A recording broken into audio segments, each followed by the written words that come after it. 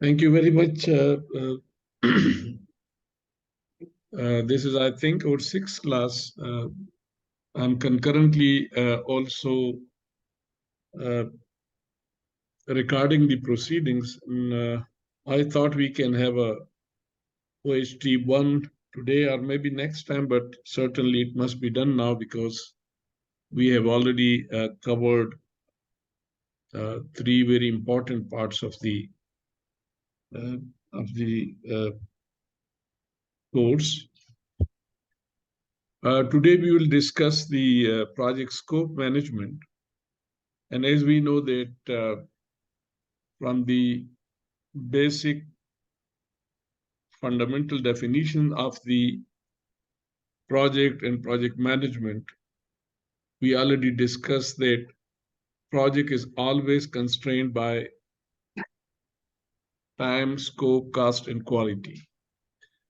And these are the four constraints which also constitute the four core areas of the knowledge areas in the PMBOK concept of project management. And normally the success of a project or a project manager would also depend on these four constraints.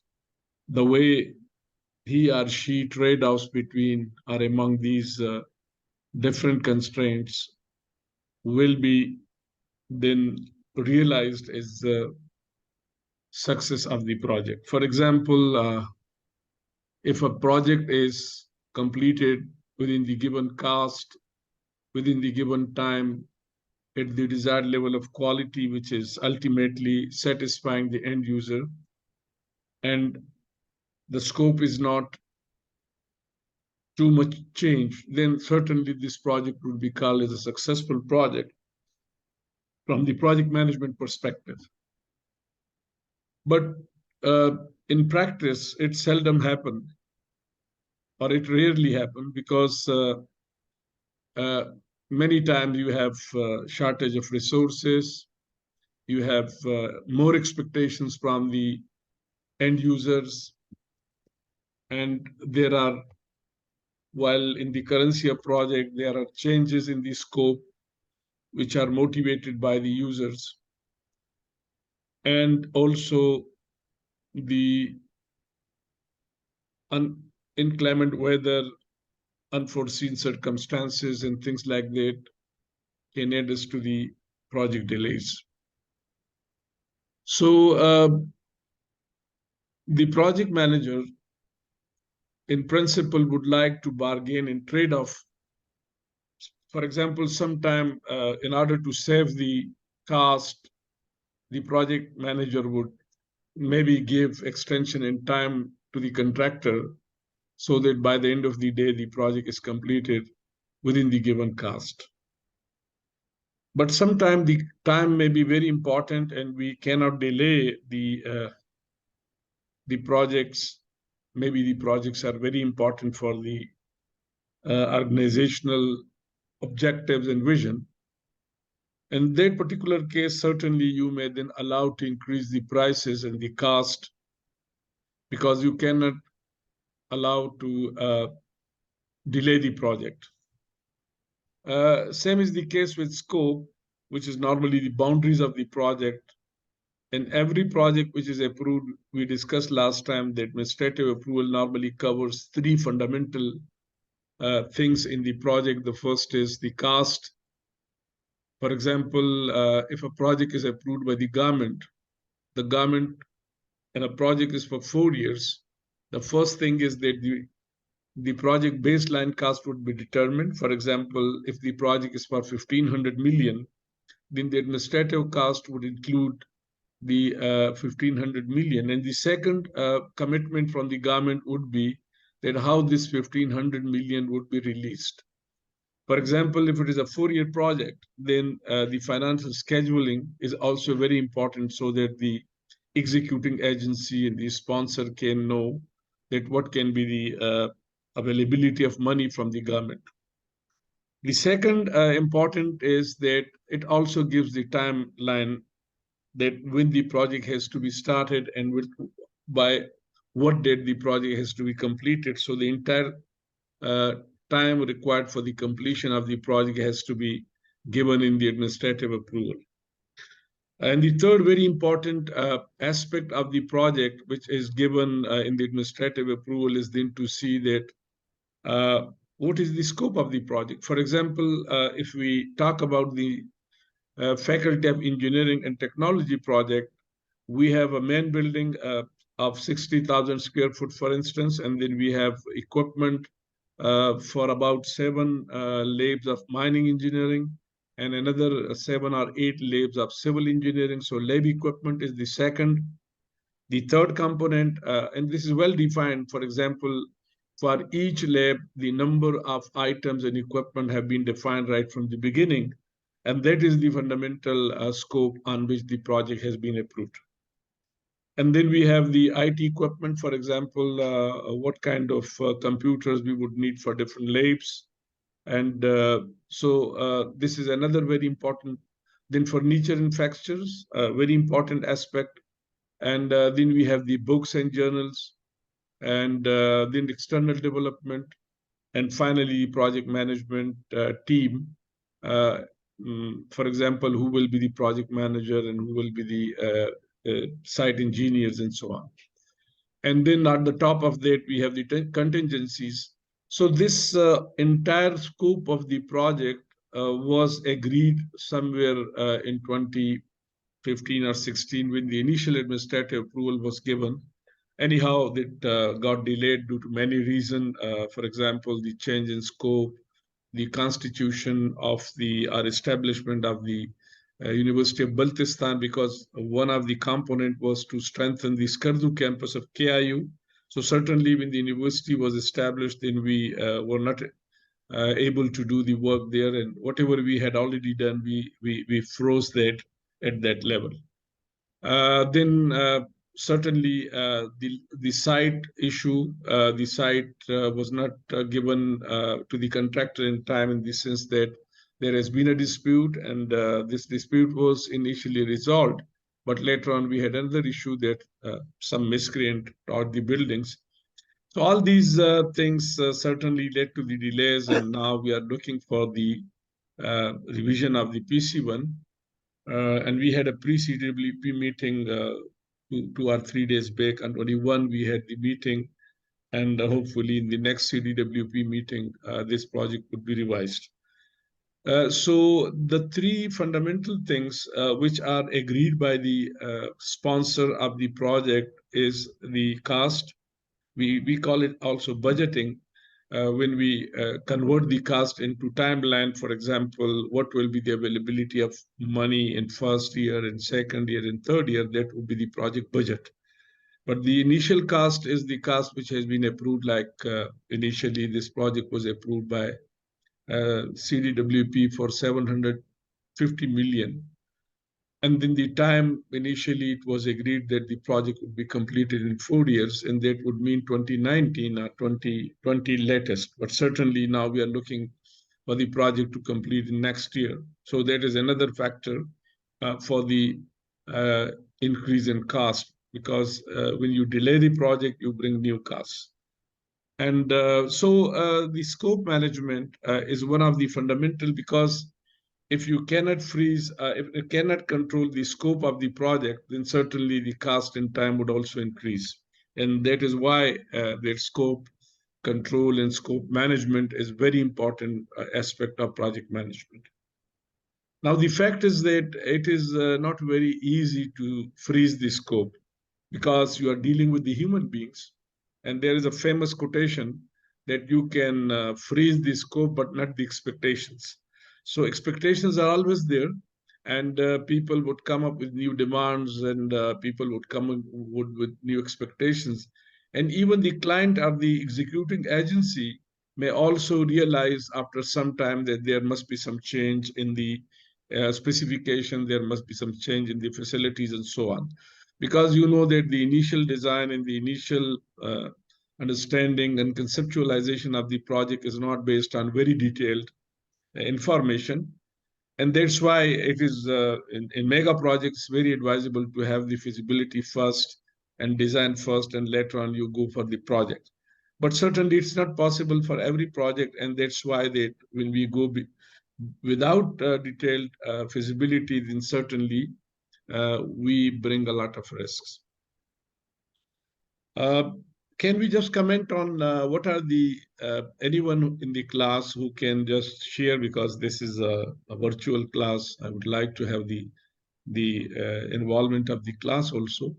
What is your experience that how the project you conducted, was there any scope change? And if yes, what were the reasons? What were the factors for the scope change in your projects?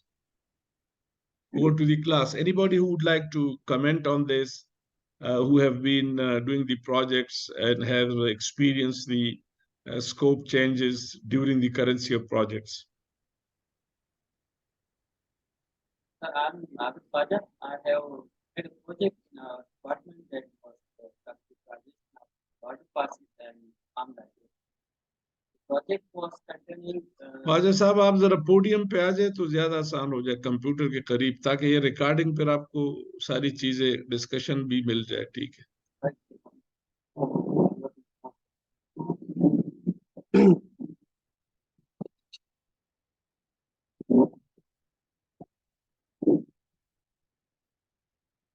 So, sir, I was carrying the project which we had in our department. That was named computerization of water pass.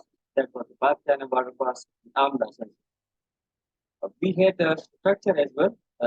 For that project, we had a structure of at least 25 by 40 feet structure. But later, it was when the project was approved, it was highlighted by the P&D department that we are requiring the space for parking as well. So we need to develop underground parking in that under the building. So after starting off the project, we had to revise that project and we developed the underground parking as well. In that scope and cost also raised to 50 million rupees from 35 million rupees. So that's why the project went for 1 year completion project to 2 years completion. That was the. Okay, thank you. I think the two things you have highlighted from your experience, the one is that the poor design, or I would not call it poor, but not good design, because these things should be thought well before the development of the projects. And if any change which you bring at later stage would certainly bring time and cost variations, and there will be additional cost on such decisions, and there will be time increase or time delays in case. So certainly the two things which will be directly as an outcome of the scope change would be increase in cost, and there will be project delays. And certainly these two have their own consequences for the projects. Anyone else in the class who would like to share his experience on how any change in the scope was observed in the projects he has executed?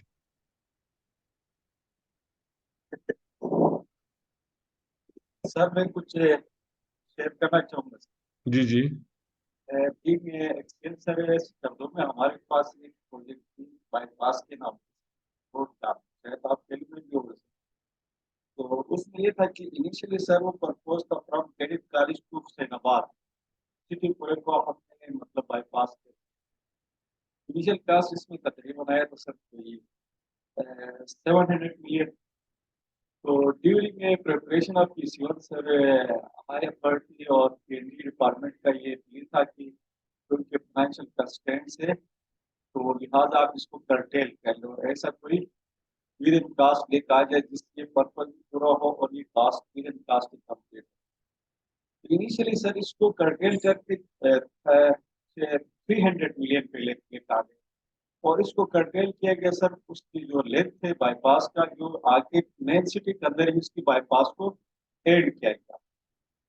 तो during execution sir मैं वहाँ पे post out हुआ था, मैंने इस चीज़ को realise किया कि बाईपास की जो पर्पस है फुलफिल नहीं हो रहा है, लिहाजा इसको आगे हुसैनाबाद तक एक्सटेंड किया जाए।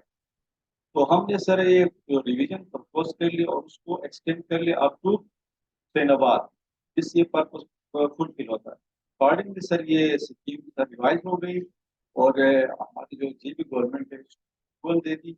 और इसमें कुछ इवेंट ट्राई भी था सर ड्यूरिंग एग्जीक्यूशन पब्लिक का कि रेट जो है सर हमारा जो कंपनसेशन का जो नोटिफाइड रेट था उस पर पब्लिक लैंड एक्विजिशन पे रजिस्ट करते, तो अकॉर्डिंगली नए रेट्स को भी इसमें इंकॉर्पोरेट किया गया और उसको तकरीबन 700 मिलियन पे इसको अप्रूव किया और उसको अकॉर्डिंगली एग्जीक्यूट किया सर। ये मेरा अपना एक्सपीरियंस है सर बस। Thank you. Thank you very much, sir. This is another example that how the project scope was changed and in the cost was also revised. Initially, it was curtailed, but maybe under the political and social pressure, it was not possible.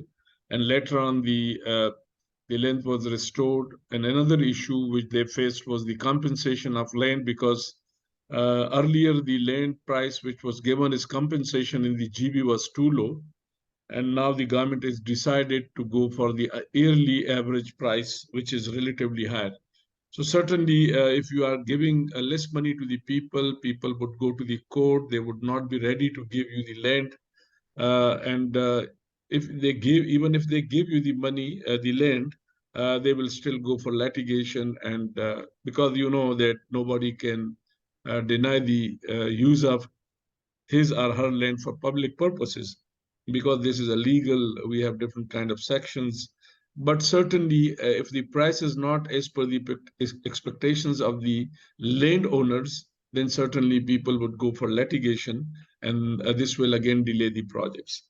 uh, I was part of an inquiry committee which was constituted by the Prime Minister Inspection Team, and we were trying to see that why the Jalozai campus of UT Peshawar, which was delayed for almost 8 years, what were the reasons behind, and why this project could not achieve its scope, because there were initially a number of departments, there were a number of hostels, and so on.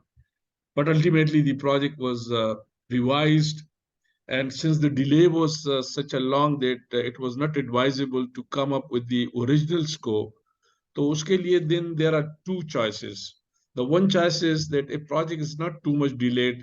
You may come up the revised PC1 as they have done, and we have also done in the Faculty of Engineering and Technology. And we have told them that since we have already awarded the work has been almost in the final stages, so it is not advisable that we restrict or reduce the scope. The second option is normally that in case the project's too much delayed, for example, a project is delayed for 8, 9 years, and now the government thinks, and even the execution agency thinks that this project would not be now able to be completed, it is better that we conclude the project in the revised scope. The revised scope will be less scope or curtailed scope, and we will not increase the cost, but we will reduce the scope. And that's why we compromise on cost and quality and scope. That if we come up with the original scope, which has been approved by in the PC1, and the project is delayed, then certainly we will revise the PC1. But if we sometime want that the project should be completed with the revised scope, but no additional money should be spent on it, then we may reduce the scope. In the case of Jaluzai campus of UT Peshawar, they reduced the scope and they tried to, because the project was 6 billion rupees, and they reduced the scope to an extent that that the project was completed with the revised scope, and the revised PC1 was also approved by the Planning Commission. So scope management is really a challenging task, is a daunting task. It's not very easy because every other day you have a new demand from the end users. Every other day you have change in the prices. There are problems, social problems, and there are problems which are not in the control of the project team. And all these then would lead to some pressure on the scope. And day-to-day scope changes are very common. For example, you come to the site and your chief executive tells you that you need to remove this door from here to there. And maybe sometime they say that this small change may be done. But altogether, this is why we call scope change is a scope creep. Scope creep means that this change happens very slowly. I mean, it's not even witnessed by the people around. You may increase, for example, a small shoulder of the road by 1 foot, or maybe you insert a new door in a room, or maybe you change the specification of flooring from terrazzo to the tile in a small cabin, in a small lab. But by the end of the day, when we accumulate the cost changes, the scope change becomes really a very big amount.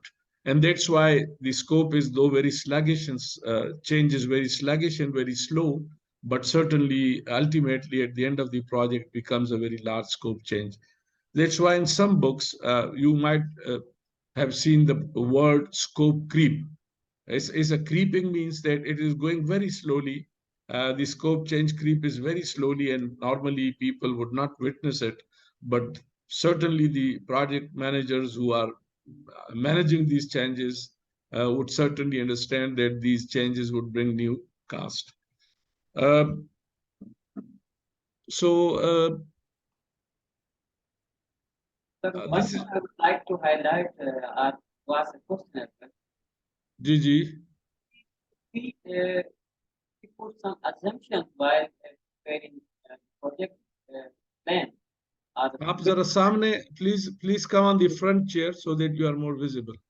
Sarai was highlighting an important aspect of the planning of the project. Should we have some assumptions while preparing the project or while in preparing the feasibility study? Because we have an example of the Sikardu Dam as well, that's Satpara Dam project, which was conceived with the assumption that the Chatunala will become diverted to the dam.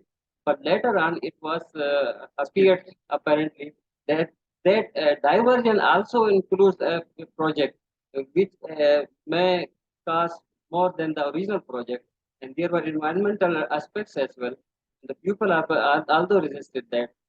So the original project failed, and still Sikatu city is in darkness. I agree with you that that's why we always say that for complex projects, there must be a feasibility analysis first. There must be PC2. And now the government has made it mandatory that the projects where we have more than 50% civil work, the detailed design must be completed and the estimation must be completed before the PC1. So now if you are going for a project which is having a civil work more than 50%, the first thing you would do to have the detailed design and detailed estimation, because you know that the initial PC1 is based on some assumptions, and you have, as the class rep has also highlighted, that there are assumptions, but later on, when you realize that some of these assumptions were wrong, or some of these assumptions cannot be practiced in real, then certainly this would bring challenges.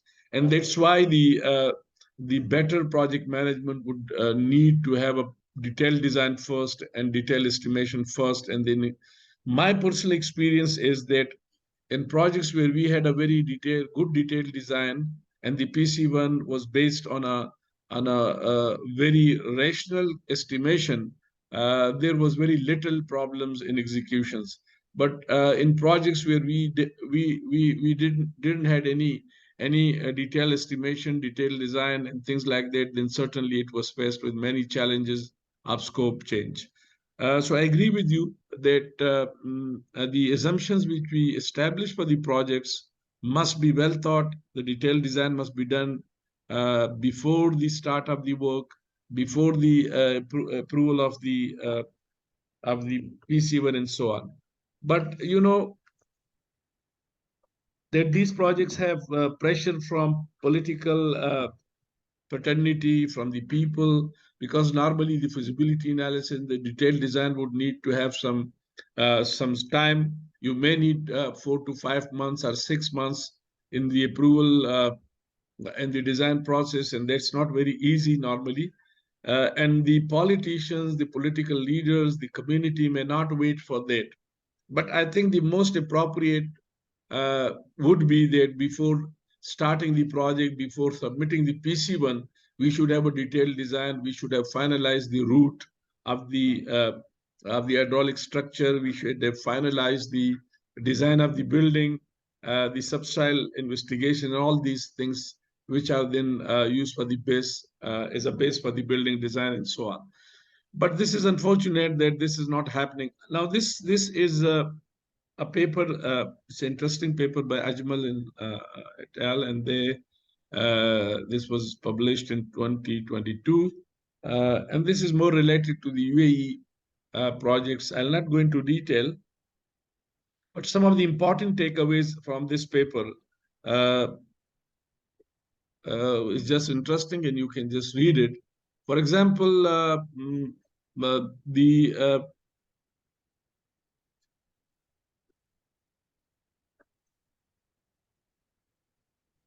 scope managing project scope managing the project scope plays a key role in achieving the project's goals successfully. And I told you that it is fundamental. It is a basic constraint on the project. So certainly, if you have uh, changed the scope, certainly it brings a lot of new cost.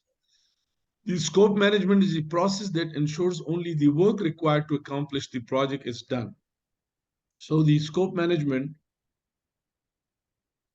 means that you have to be strictly following the boundaries of the project and the works and the deliverables which have been defined in the project PC1 are really important.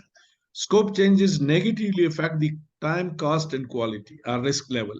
We discussed that when you change the scope very often, then definitely it will bring increase in time or delays.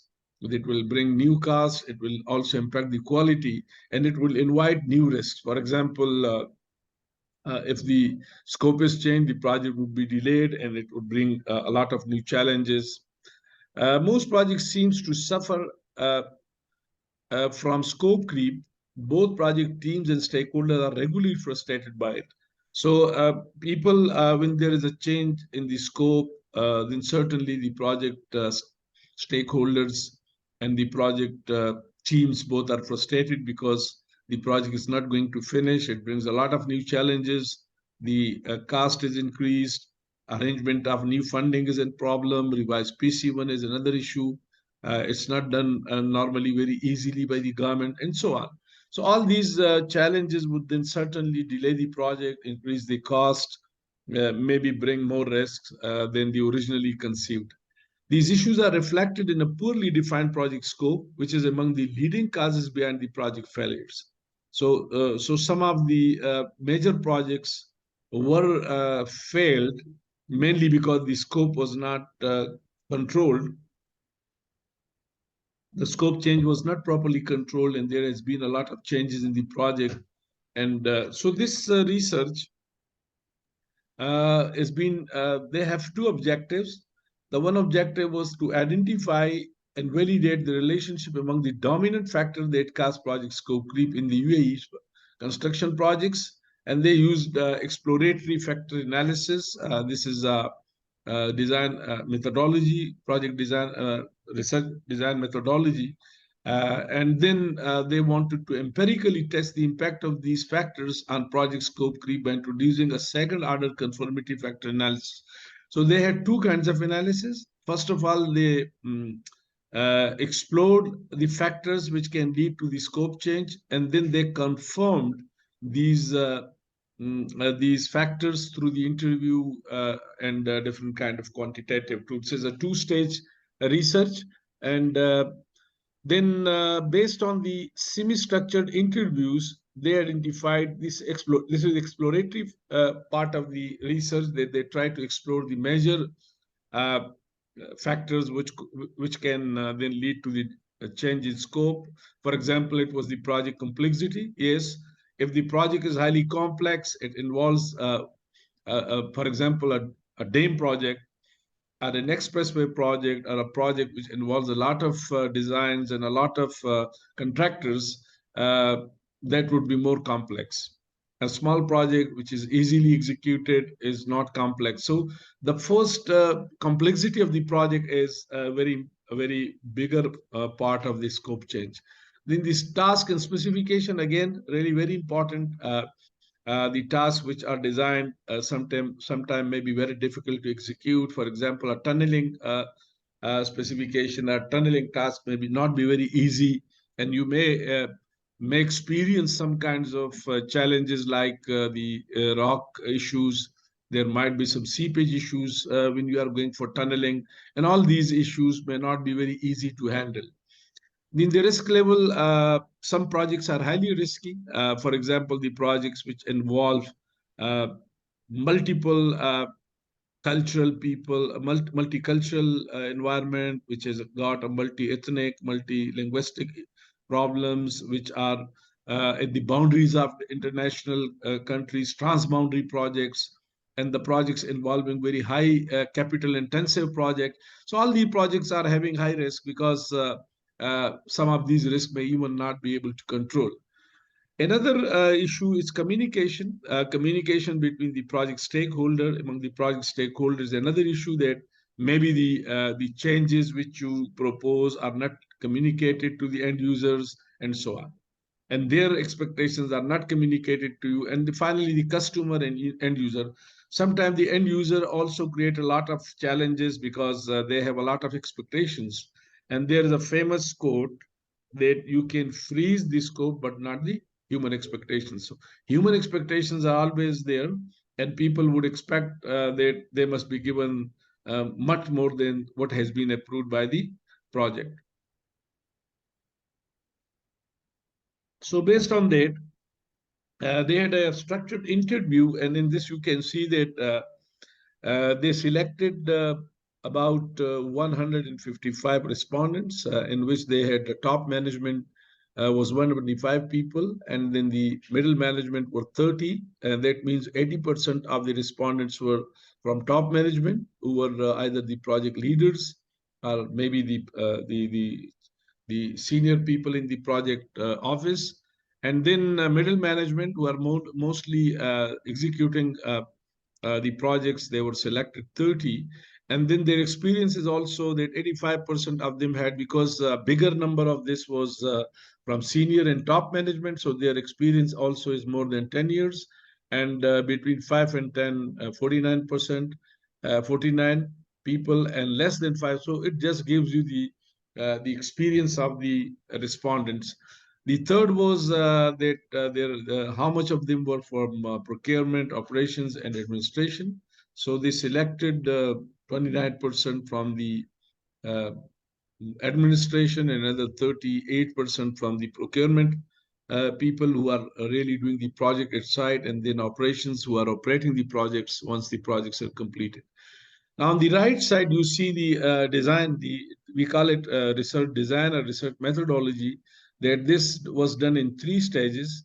In phase one, they had an interview with the experts, and based on that, they developed the initial instrument or survey, and then the pilot test tested. Normally, based on the literature review and based on the uh, uh, interviews with the experts, we then identify the factors, and we develop the questionnaire. You will study this in research methodology, that how different questions are formulated. There are close-ended questions, there are open-ended questions, and then initially this instrument or questionnaire which you design is tested in a limited scale. Maybe you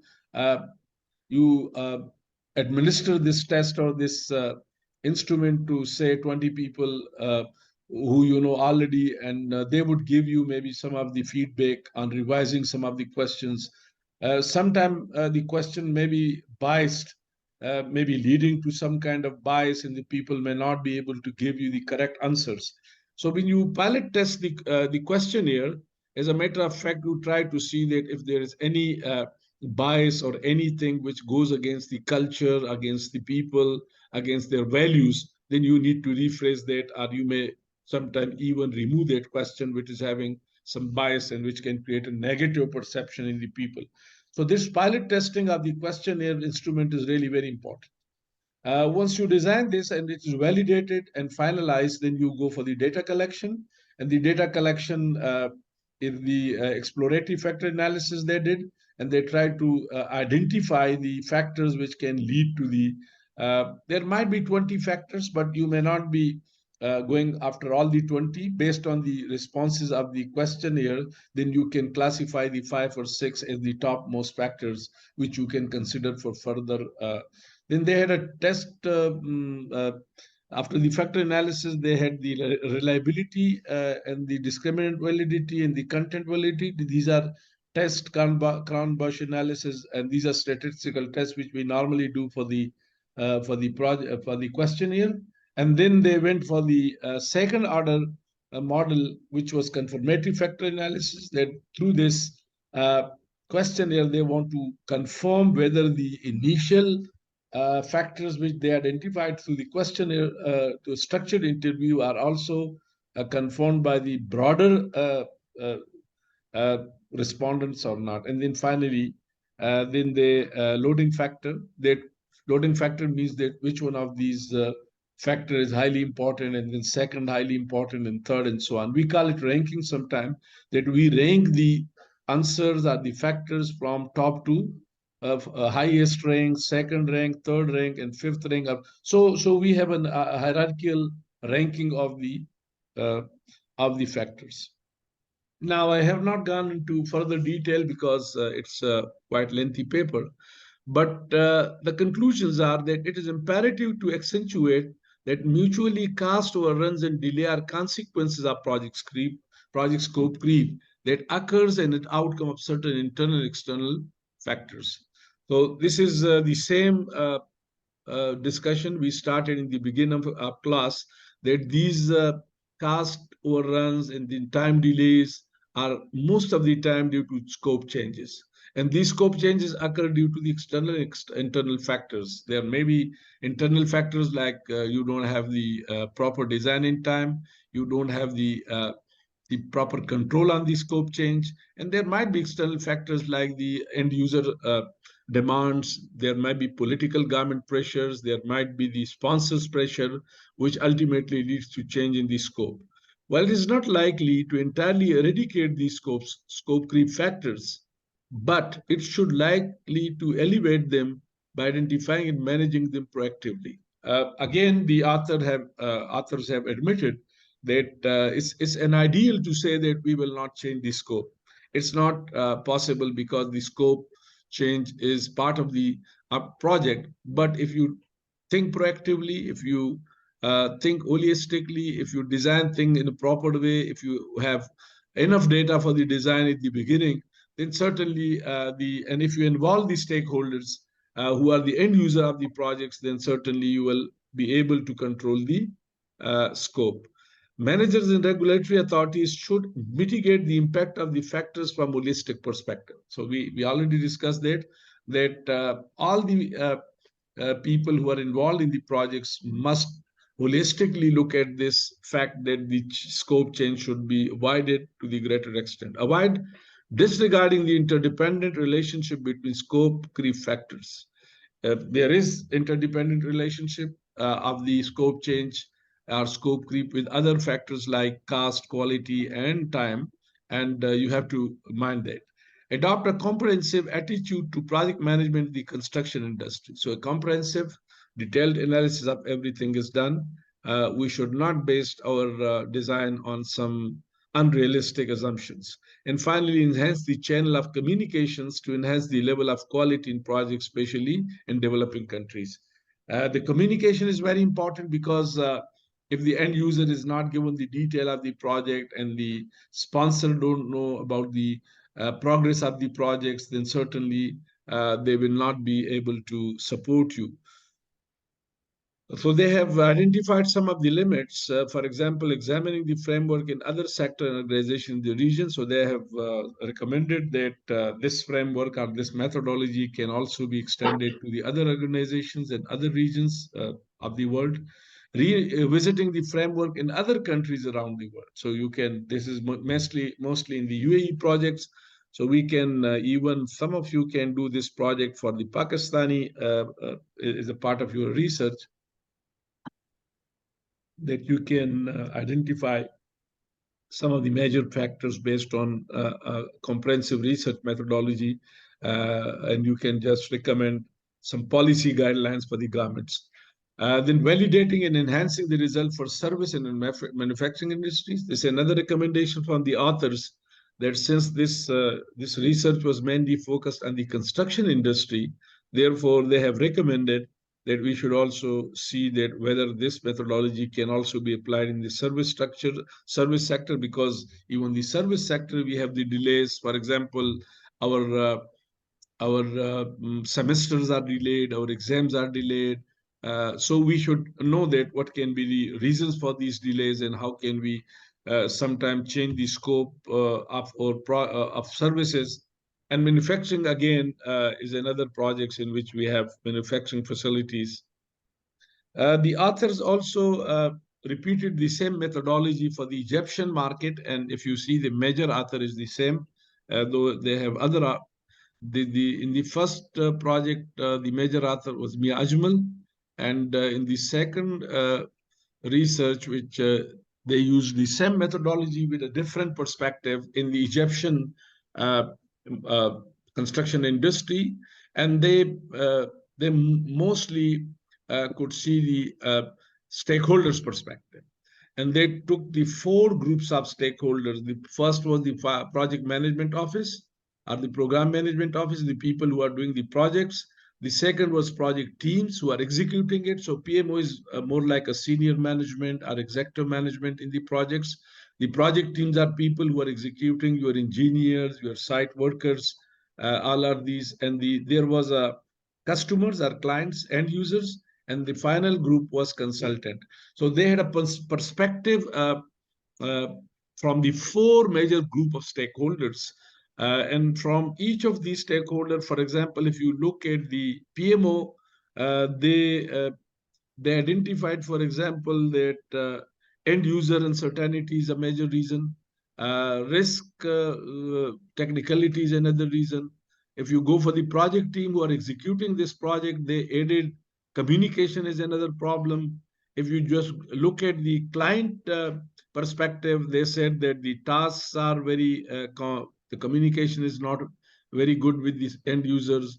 And if you go for the consultant, they have specification, communication, risk complexity, and customer environment uncertainty. So based on this Venn diagram, you can see that one of the most answered almost by all the respondent is the middle one, which is risk and complexity.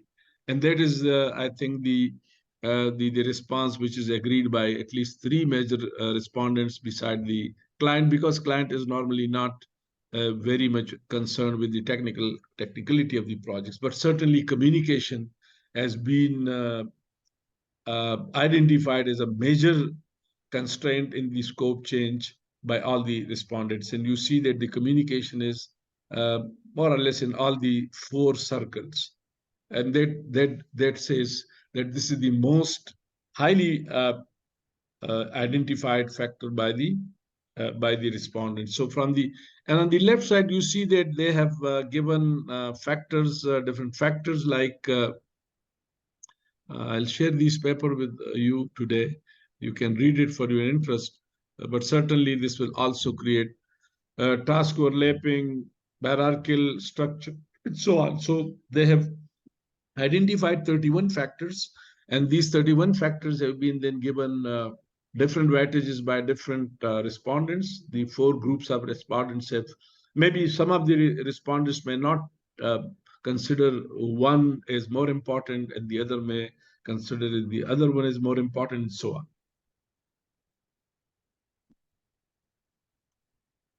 So coming to the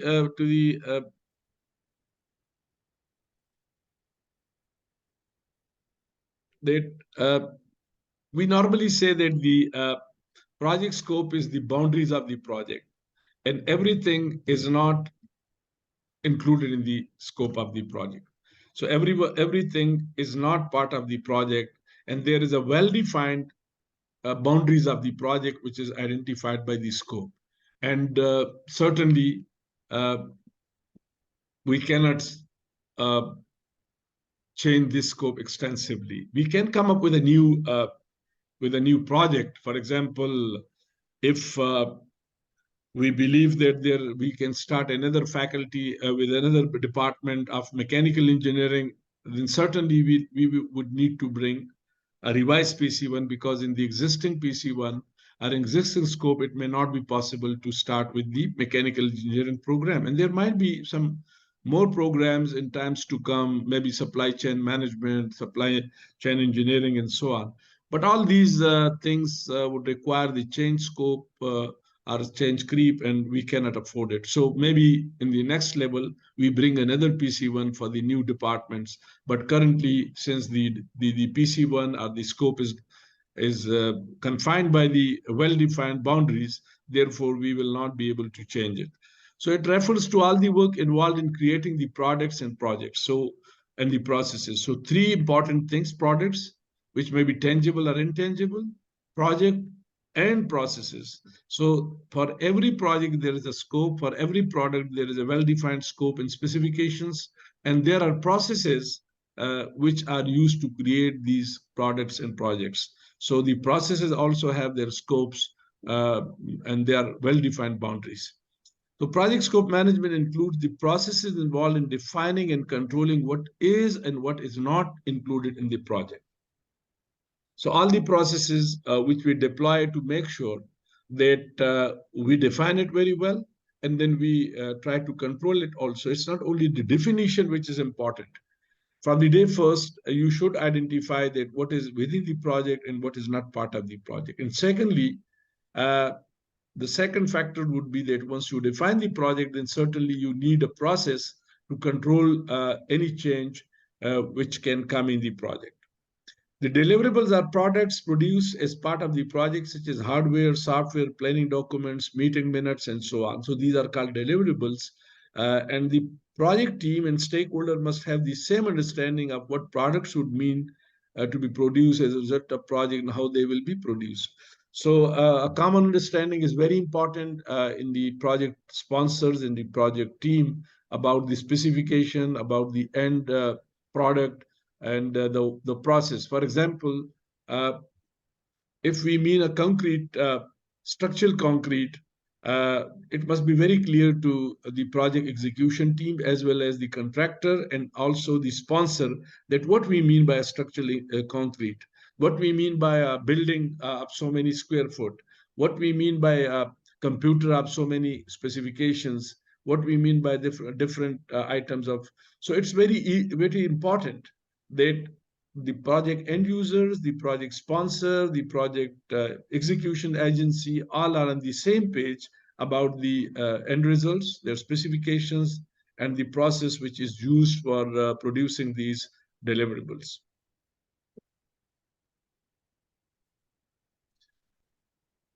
So, according to the PMBOK, the project scope management is the processes which are necessary for developing a detailed project scope statement and the for future project decisions. There are five key components. The first is that you initiate the creation of project charter, and that is initiation process. And then you go for the scope planning, that is a planning process. Then you definition, that you create the WBS, work breakdown structure, and this we will discuss in quite detail today. And then the once you develop the definition, you plan the scope, you develop the definition of each and everything through technical specifications to specifications, and then you go for execution of the scope and you try to verify. So verification is basically execution stage, and then change control is basically monitoring and control. So if you see all the five processes you can see in the in this initiation, planning, then you go for execution, and then you go for monitoring and control. At least four processes are there in the project scope management.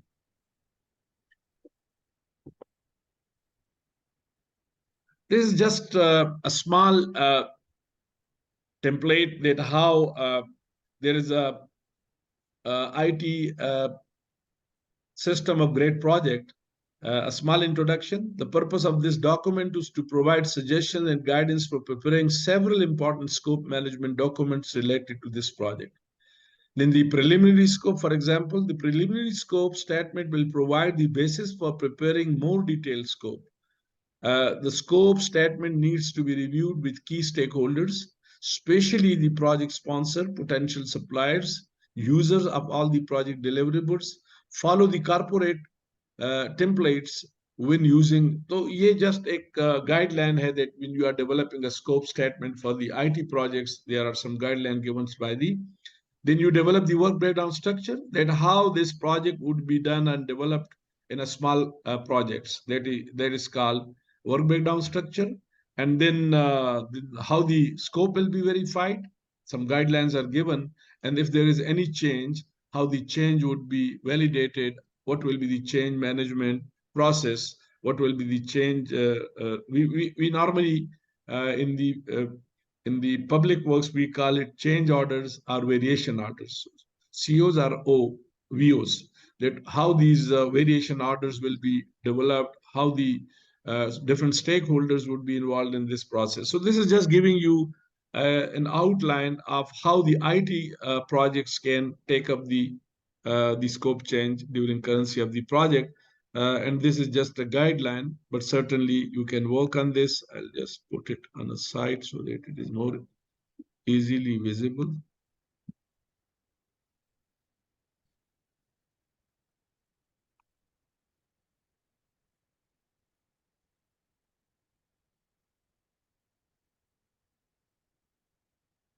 Okay, so this is just telling us how this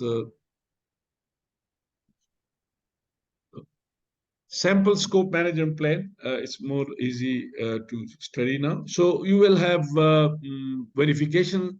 So four stages that you introduce what is scope management, what is the how to prepare the scope statement, which is normally called initial scope statement, and then how would you develop the work breakdown structure for the projects. And once this is done, how would you verify that the project deliverables are done as per the given scope? And finally, if there is any need for change, then what processes would you need to bring to make these changes? This is another statement, for example, just that would tell you that what is the role of different people in this scope management plan. For example, this is the same project, the start and end date. The project manager is Mr. So-and-so. The project objective is to upgrade the hardware and software for all employees, approximately 2,000 in 9 months based on new corporate standards. And the cost of this is about the budgeted is for hardware is $1 million, and for the software cost is about $500,000 for labor cost. Approach for this development is update the information technology inventory database to determine the upgrade needs, develop a detailed cost estimate, and so on. And who will be then responsible? For example, Walter is the CEO of this project sponsor. Mike Zweck is the Chief Information Officer, who will monitor the project. Kim is basically project manager, who will plan execute the project. Jeffer is basically Director of Information Technology. Nancy, she's Vice President of Human Resource. Steve is Director of Purchasing. So they have given their sign off also by electronic signing. They have signed the scope statement, and finally they will be then in 10 months time this project would be completed. So thank you very much. We have a break for about 15 minutes. आप लोग भी कुछ चाय शाय पिए, मैं भी एक cup चाय पीता हूँ. Then we meet at 11:30 inshallah.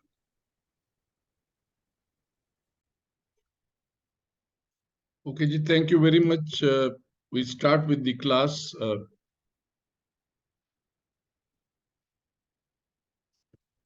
Is discussed in this example of the IT upgrade project. First of all, the scope template for scope management was given, and then the roles of different stakeholders in this project were defined.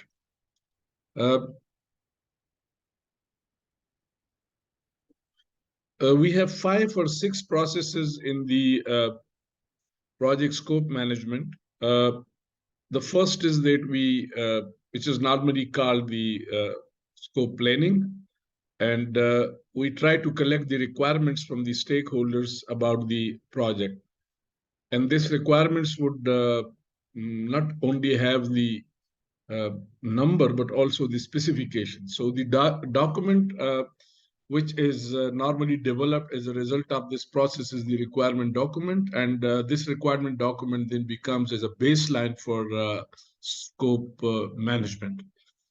And this is done in the planning process. Then we define the scope. For example, the requirement of the end user or the departments are translated into some kind of technical terminologies. For example, if the dean of faculty of social sciences need so many rooms, so many labs, offices, so all these would then tell us as engineer, we would convert this into certain scope like number of rooms, square footage of room, and maybe the specification and everything. And then we develop the work breakdown structure, which is again done in the planning. Work breakdown structure is basically a process in which we divide the project into smaller sub-projects and then tasks. And we will give you the example that how this work breakdown structure is very important.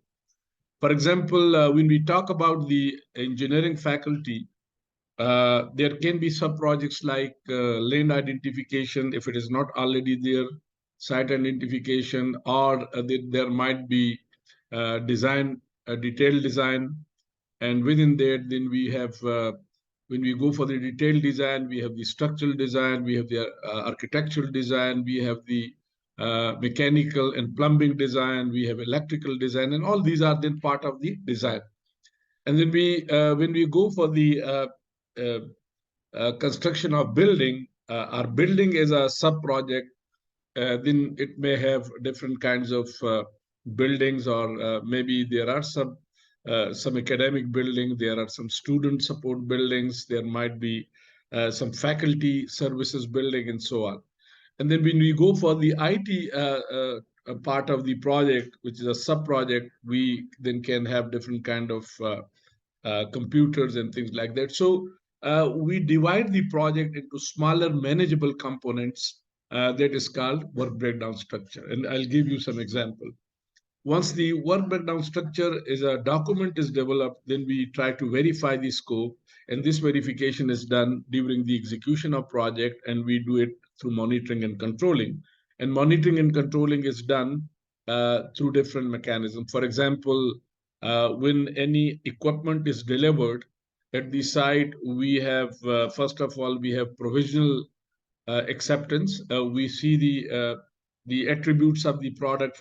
For example, you procured a new machine which has been delivered at site. The first thing is we have provisional acceptance testing. We see there is normally a technical committee which is comprised of the experts from the relevant departments, from the works, from the technical departments, and maybe from the academic departments. And this technical committee then compares the initial scope, which has already planned in the detailed specifications, is compared with the actual, and then we finally either accept it and we issue the acceptance letter or the provisional acceptance letter. So there is a PAT, provisional acceptance testing, our test, our provisional acceptance certificates, and then after its operation for some time, we give the final acceptance test and final acceptance certification. And if there is any problem, for example, if the machine is not consistent with the specification and scope given and agreed by the client with the vendor or with the supplier, then we will have some control mechanism, and then we may either give them our feedback to improve it, or maybe reject it, or they may resupply a new machine, or so on. So this is monitoring and controlling. So these are the 5 or 6 very important steps which are normally adopted in the scope management. Now, going into detail, for example, what scope planning means. जरा पढ़े sir, CR साहब, आप जरा करीब आके पढ़ ले.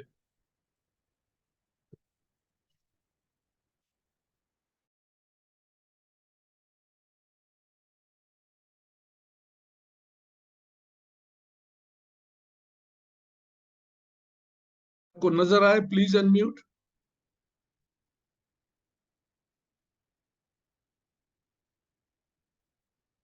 Unmute करें अपने आप.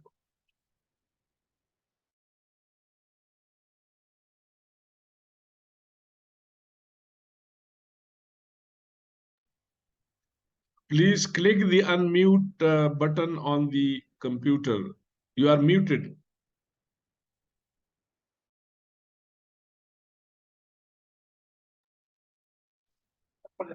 Okay, sir. Okay, it's fine. Please start.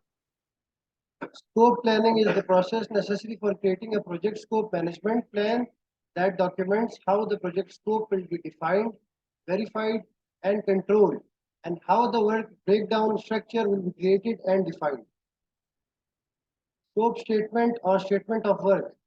The key document to confirm the scope of the project, which includes project justification, project products, summary of project deliverable, scope management plan, scope definition, work breakdown structure.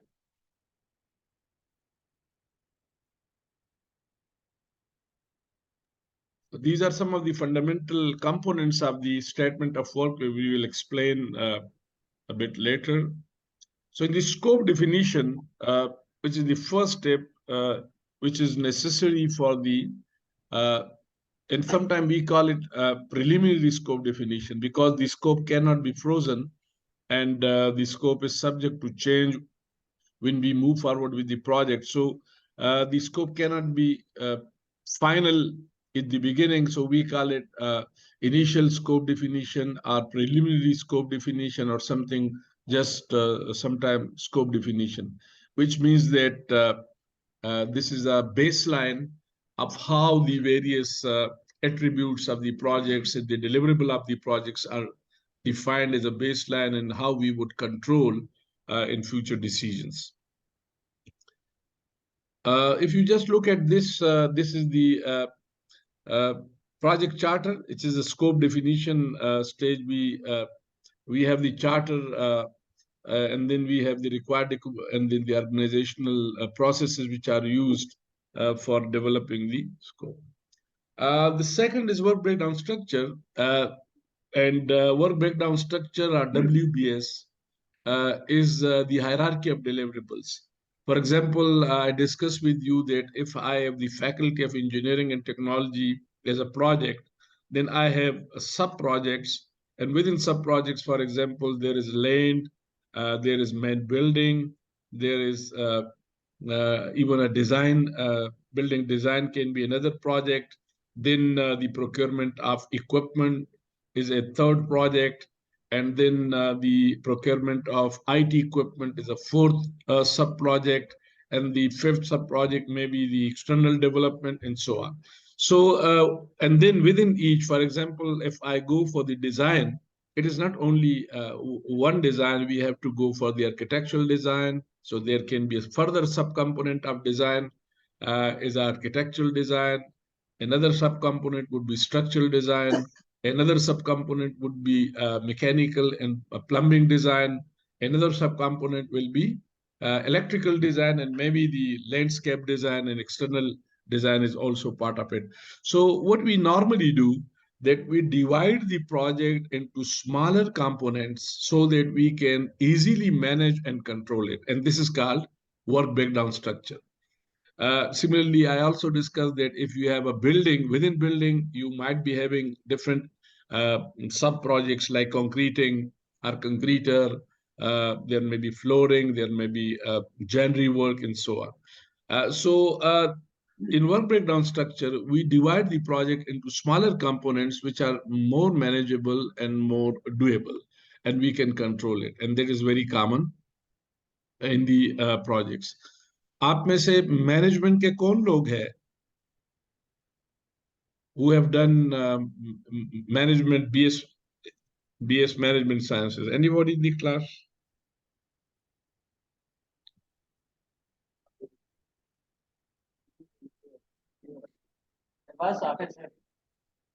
Aji, have you heard about the management by objective? What is management by objective? Anybody who have heard about it? Yeah, I have read about it, but I'm not studied in my MBA. Anybody in the class who can just comment on what is management by objective?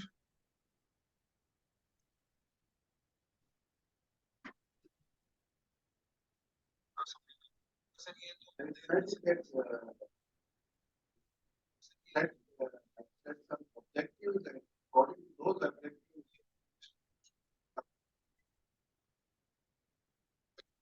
Okay, I'll just give an example. For example, if Karakoram International University wants to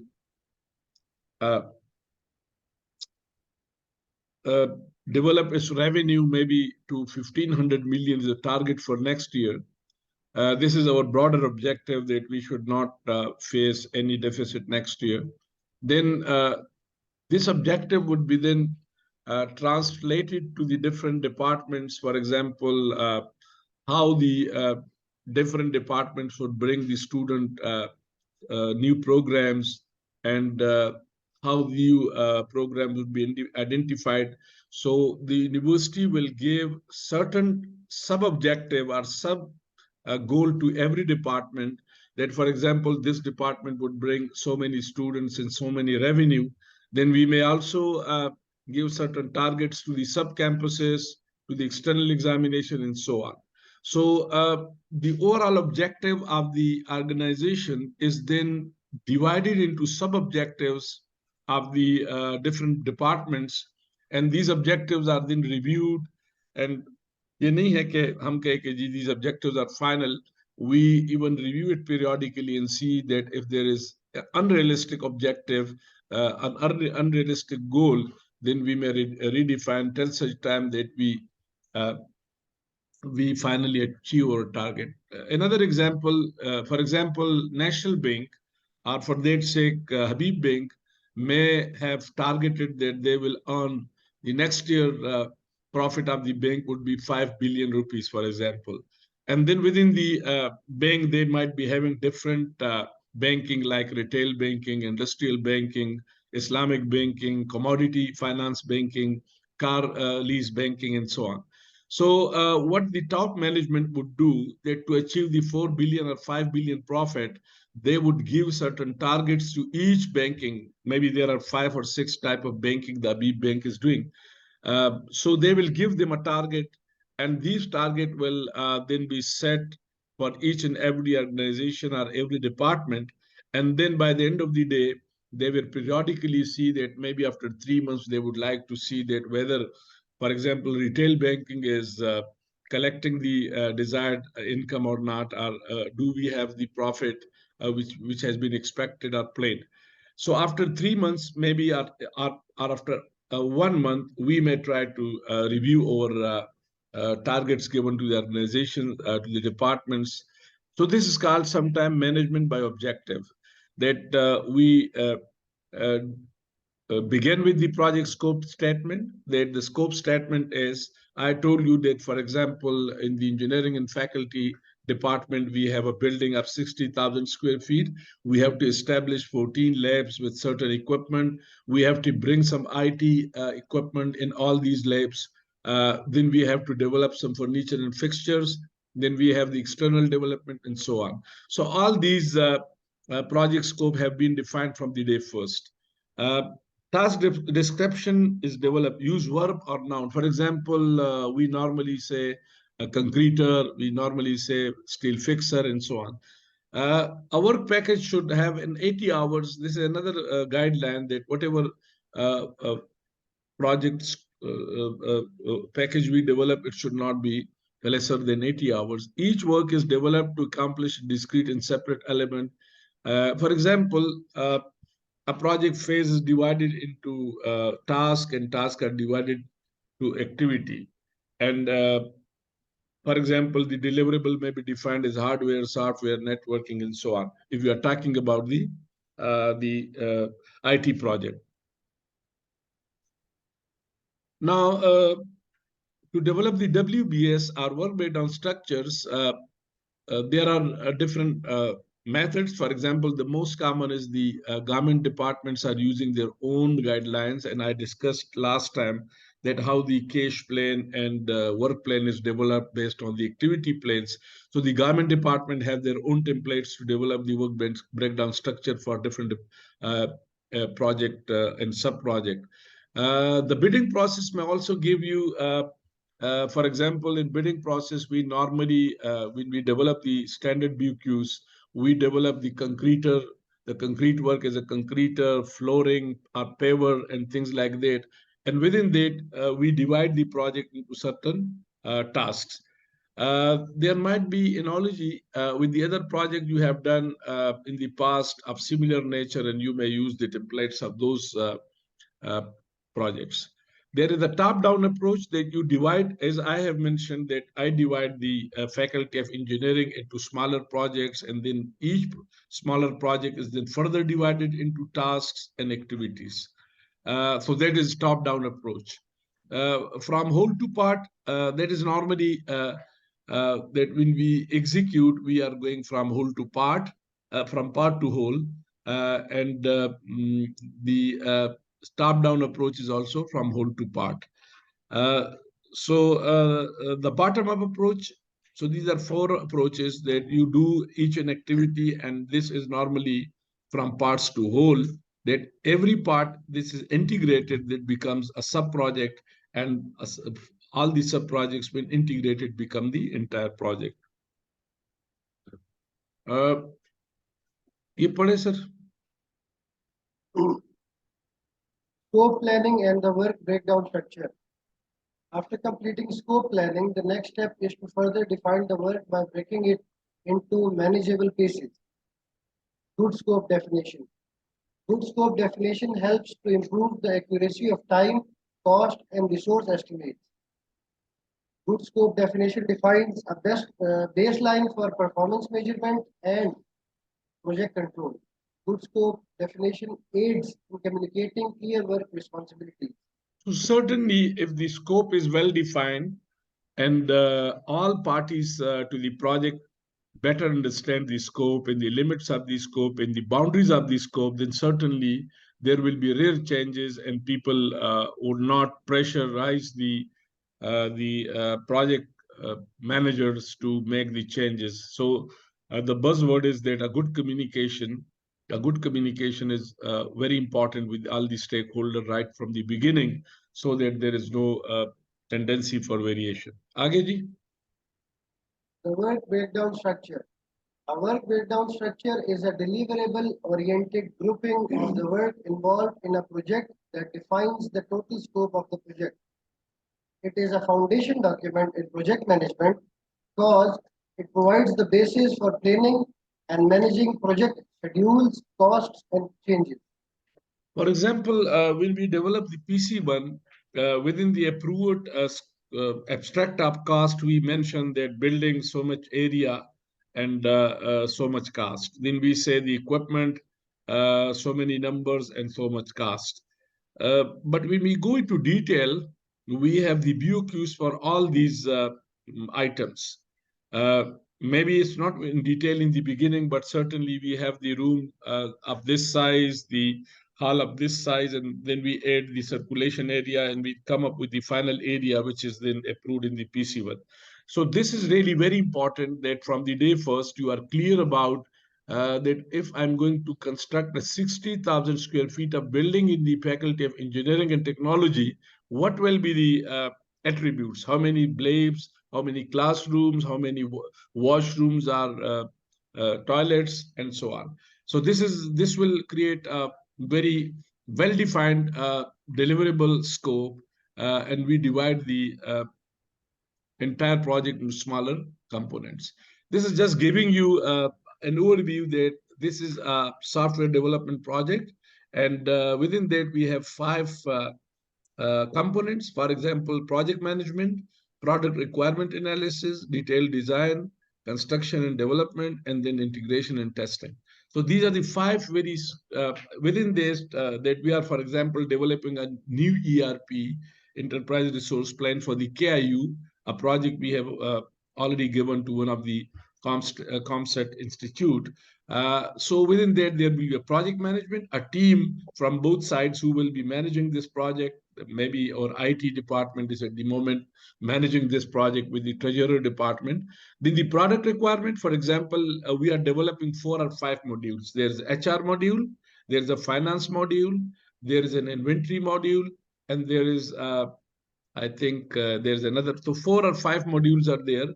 Now, how these modules will be developed, that would depend on the requirements of the end user. So we will work with the HR department. For example, if we have the e-filing system for the employees, what attributes they would like to have in the files, what will be the source of information, how this information will be collected, and so on. So this product requirement is really very important, because if this requirement is not properly done, then certainly by the end of the day, the end user will be frustrated, because they may be thinking in a different way, the developer may think in a different way. And to me, this is the most challenging part of projects, because in IT projects and development projects, because the end user give the requirements which are very generic, which are not very specific, and the developer may misconceive that, and they may come up with a new solution, or maybe some of the attributes are not accounted for. Then the detailed design will be developed by the development team, and this detailed designing is another project or sub-project, and then they will, when the design is completed, they will then develop the programs, and the programs are then tested and integrated with the existing data, system, information system of university. Now, in each project, if you just see sub-project, for example, project management would include planning, that how this project would be done right from the day first to the end. They will have certain meetings. They will administer these things. They will issue some notices. They will issue some agreements, and so on. Product requirement, they will have user documents. They will have the software which are already used. They will have the training material for the end users. The detailed design will be the development, and so on. So this is just gives you an overview that how a project of a new software development would be divided into smaller components, and then every smaller component would have further components. There is another example. There's aircraft system. This aircraft system is another, for example, again, you will have a project management. You will be having the training for the staff, their data collection, the air vehicle. For example, the design of air vehicle is very important. The support equipment, the facilities, testing, and evaluation. And within each, you see that there are details. For example, if you go for the aircraft vehicle, you need to design the airframe, the air engine, the communication system, the navigation system, the fire control systems, and so on. So within the air vehicle, you further have some well-defined deliverables, which are very important for the design. This is just an interesting example that you are arranging. You are a banquet manager, and you are working with a 5-star hotel as a banquet manager, and you are trying to develop. You are given a task that, for example, there is a convocation of university, and we are inviting 500 guests. So please design a proper work breakdown structure. So the first is the most important is project management, the planning and supervision. There might be a small team, 4 or 5 people who will be doing this. There might be a manager, banquet manager, and he will be then working with the team. So you are planning, budgeting, disbursement, that how the money and coordination. The dinner, which will be served in the banquet, will have the menu. It's very important. What kind of items will be served? Shopping list. Who will a shopping list for this menu? Going to shopping, cooking, serving. So this is a dinner. When go for the room and equipment, you will identify what will be the place where the banquet will be served, the table, the chairs, the utensil, the setting, the decorations, the equipment, pots, and podiums, etc. And then the guest list, RSVP, name tags, special needs, all these are really important.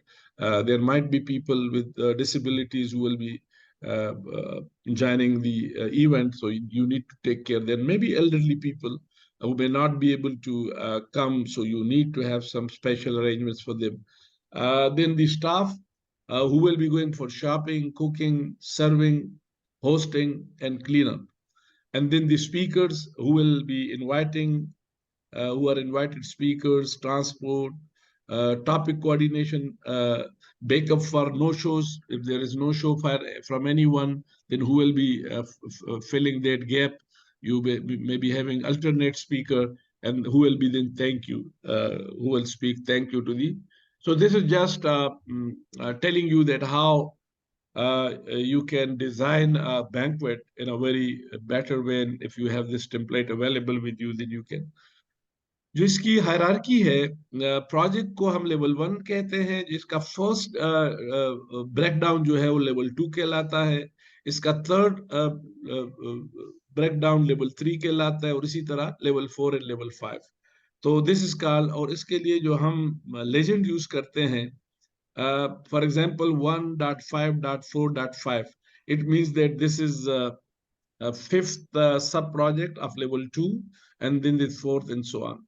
तो ये जब आप MS project पे कभी काम करेंगे आगे जाके आपके थर्ड सेमेस्टर में, हम जब IT टूल्स को, तो you will be doing this with the computers, with the Primavera and the project MS project, that how can you develop your work breakdown structure. But here certainly you just need to know the basic principles, that within each sub project then you divide it to further.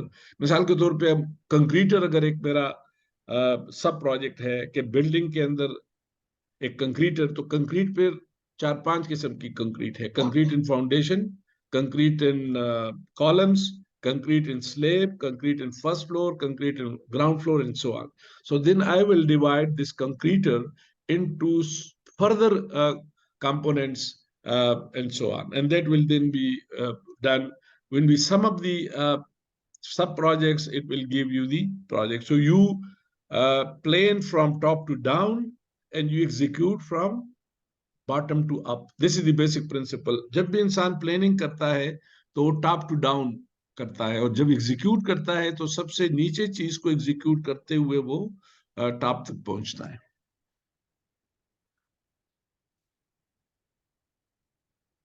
Just skip it. A good WBS should be independent. मतलब ये नहीं है कि concreting जो है वो आपने building में भी डाल दिया और कंक्रीटिंग किसी और जगह पे भी डाल दिया. तो concreting should be done independently, identifiable, कि जब बाद में आप ये करें तो आपको पता चलता हो कि जी ये पार्ट खत्म हो गया, ये पार्ट इंटीग्रेटेबल, कि ये सारे जो मिल जाए तो एक प्रोजेक्ट बना ले, और मेजरेबल, कि इसकी मेजर क्वांटिफिकेशन आसान हो. तो ये these are some of the good attributes of the project. There are many आप लोगों के ऑर्गेनाइजेशन ब्रेकडाउन का नाम सुना होगा, कि आपके ऑर्गेनाइजेशन में मिसाल के तौर पे अगर मैं अपने ऑर्गेनाइजेशन को देखता हूं, जिसको आप ऑर्गेनोग्राम भी समटाइम कहते हैं, तो हम क्या करते हैं कि ऑर्गेनाइजेशन का वाइस चांसलर के ऊपर अगर चांसलर है, फिर वाइस चांसलर है, पर वाइस चांसलर के अंडर 2 मेजर कंपोनेंट्स है. एक सर्विसिंग है, एक उसका जो है एकेडमिक्स है. एकेडमिक्स सर्विसिंग के अंडर फिर आपके फर्दर ऑपरेशंस है, और इसी तरह आपके एकेडमिक्स में फिर आपके डिपार्टमेंट्स है, डीन्स है, ये सारे. तो ये जो हर आदमी को हम अपना काम देते हैं, तो this is called organisation breakdown structure, that you divide the organisation into smaller components and you assign them certain responsibilities. जब प्रोजेक्ट पे हम ऑर्गेनाइजेशन ब्रेकडाउन स्ट्रक्चर की बात करते हैं तो हम फिर प्रोजेक्ट का और ऑर्गेनाइजेशन का एक रिलेशन डेवलप करते हैं। मिसाल के तौर पे प्रोजेक्ट के टॉप पे कौन, who will be the responsible for the project, that is project manager. When we talk about the design, then who will be responsible for design part, who will be responsible for IT part, who will be responsible for construction part. So this, we divide the organization into smaller components so that each component is then compared to the sub project. इसलिए कि अगर the engineering department or civil engineers cannot be responsible for everything. So there might be IT department who is responsible for the IT procurement. There is a treasury department is normally responsible for the procurement of furnitures and fixtures, and so on. So we divide the project in a way, the organization in a way that responsibilities assigned to every component relevant to the part of the project.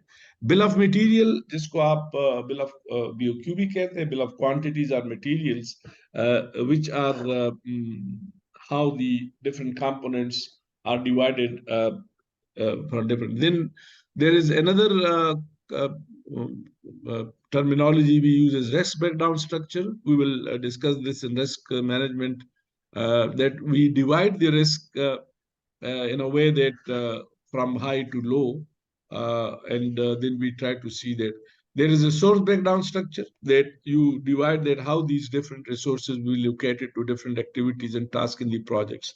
So I think when you are going for this MS project, you will do some of these breakdown structures. ये पढ़े sir? Basic principles of creating WBS. A unit of work should appear at only one place in the WBS. Work content of a WBS item, sum of WBS items below it. A WBS item is the responsibility of only one individual, even though many people may working on it. The WBS Now this is very important. For example, if in the establishment of faculty of engineering and technology there is a building part, then the works department and the head of the department must be responsible for that, because it is very important that very clear line of authority and command is given. So there might be an XCN, there might be a director, there might be some SDUs working, but the responsible would be a person who is at the top of their department, will be directly communicating with the vice chancellor. आगे जी. WBS must be consistent with the way in which what is actually going to be performed. It should serve the project team first and other purposes only if practical. Project team members should be involved in developing the WBS to ensure consistency and buy-in. Even WBS item must be documented to ensure accurate understanding of the scope of work included and not included in that item. The WBS must be a flexible tool to accommodate inevitable changes while properly maintaining control of the work content in the project according to the scope statement. And this is very important, that WBS must be flexible. It should not be rigid. For example, if you want to do some extra work within the allowable permissible limit, which is required at site, then you can revise your WBS. But certainly it should be flexible to accommodate some changes which are inevitable. Certainly it should not incorporate every change, because it would become really difficult for the project managers to control it. But sometimes the project have some inevitable changes which are important for the value addition of the project and so on. So the WBS must be flexible. For example, initially you thought that there will be 500 guests. Now, when you send and you realize that maybe 10 or 15 or 25 extra people may also come. So you should have a flexibility in your menu, in your food, in your space, in which these 50 or 25 extra people can also be accommodated, because you cannot regret them in the 11th hour. So this is how an example that how you should have a flexible kind of WBS. Now going to the how to create the WS process, we discussed that we have the scope statement, we have the requirement analysis, and then we have the organizational procedures. We discussed the various procedures of developing the WBS, and in an output, we will divide. You have the WBS, you have dictionary, which will define each and every item. You have the scope baseline, and you have the updated project document based on the WBS. The third is the scope change control, which is one of the biggest challenge for the project managers, because when you go for the execution, things are not so happy, so good. It's just always the planning is very good and very positive, but when we go to the execution, we are faced with a lot of setbacks. So how the change control should be deployed in the projects. Pareji? Scope change is both costly and time consuming. Scope change can be controlled as by scope change control, formal process for change in terms of cost, time, and quality. Scope change verification, process of documenting the project process and key stakeholders sign up them.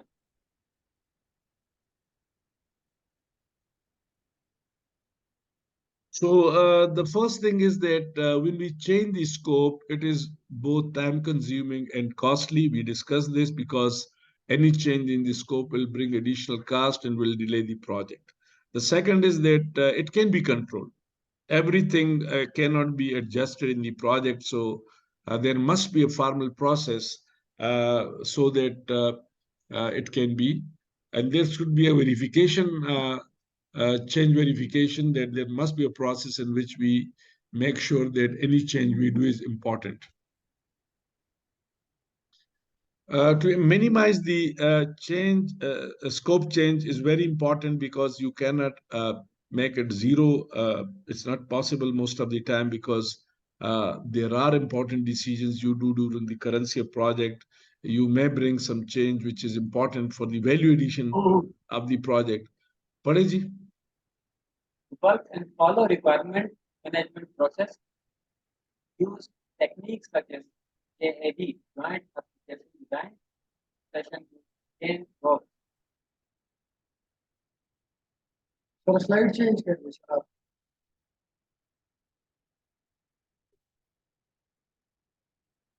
Yes, sir.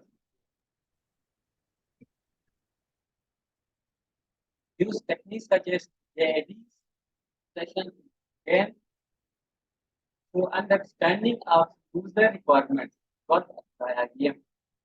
Put all requirements in writing and keep them current and they readily available. Provide adequate testing through project lifecycle. Create formalized change control system and required stakeholder sign up. Sticking to completion date.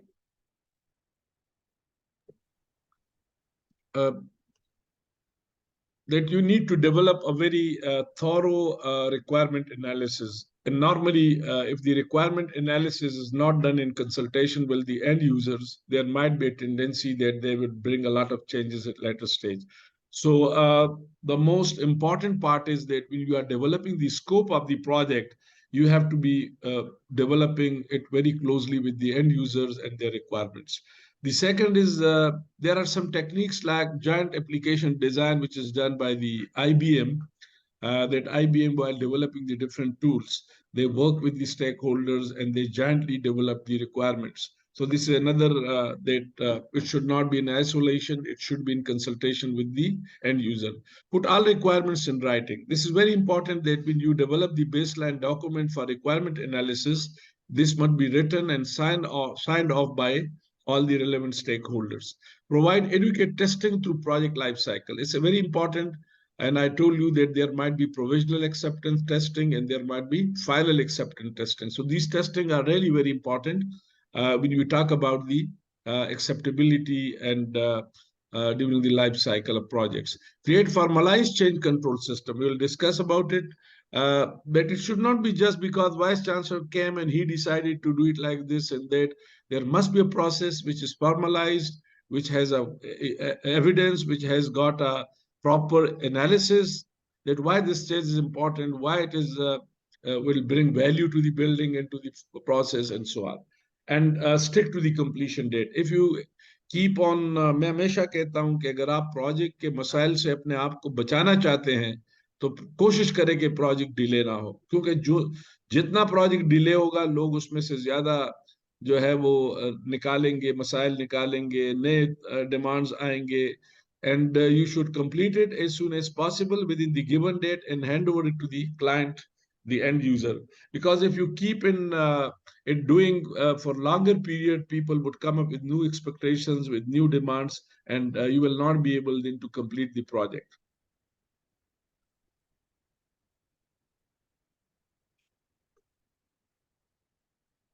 हाँ जी, पढ़े जी.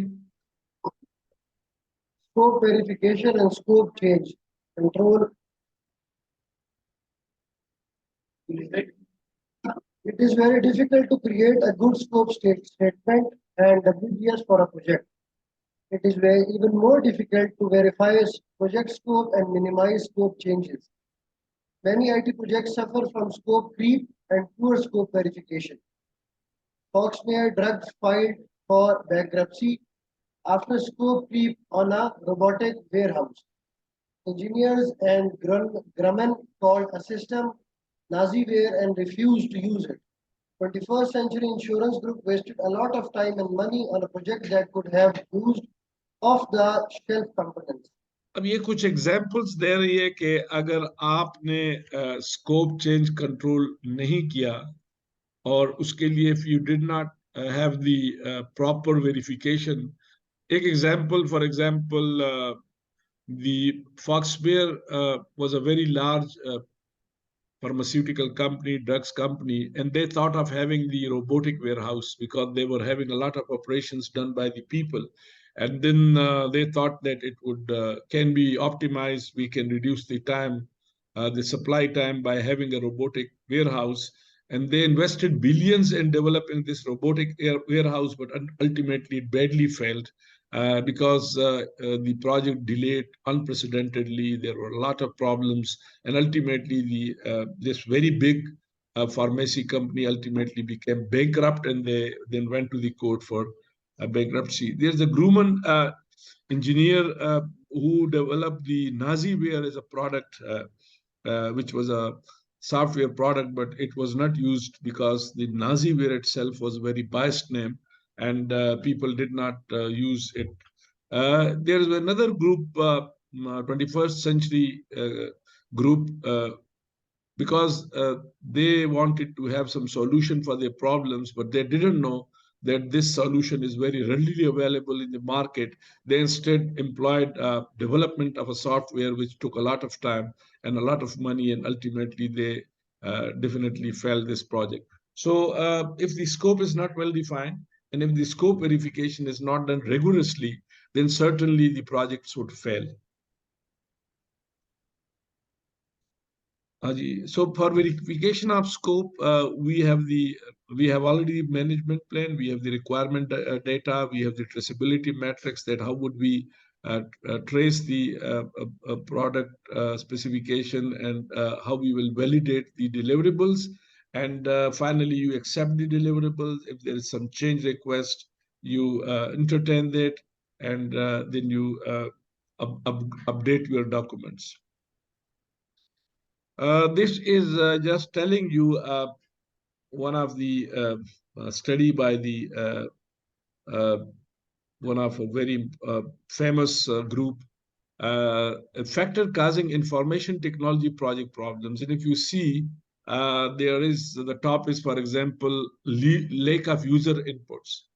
lack of user requirements, that when we are developing the requirement, we don't have the proper inputs from the end users, incomplete requirements and specifications.